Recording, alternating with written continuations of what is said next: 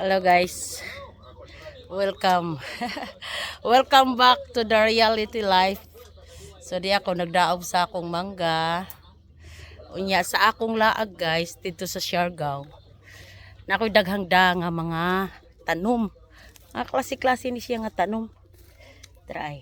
Daplin din siya sa dagat guys. Mga unsa-unsa na siya nga mga tanom basta. Ato na siya itanom guys niya.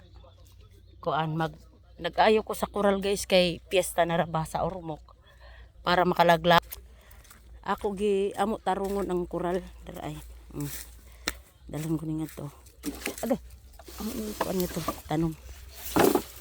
Ay may tanom coral. Now, tara.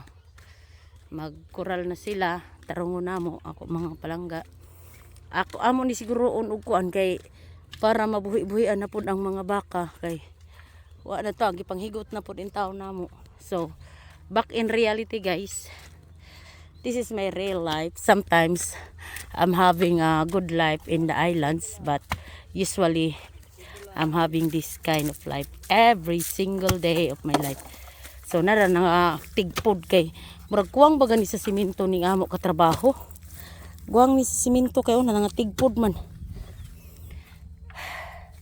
Kinahanglan ni namo tarungon kay og dili ni namo tarungon di mi kalaag. Moadto bay amig ka ng city, Dispiras or wherever unsay mga lingaw sa syudad.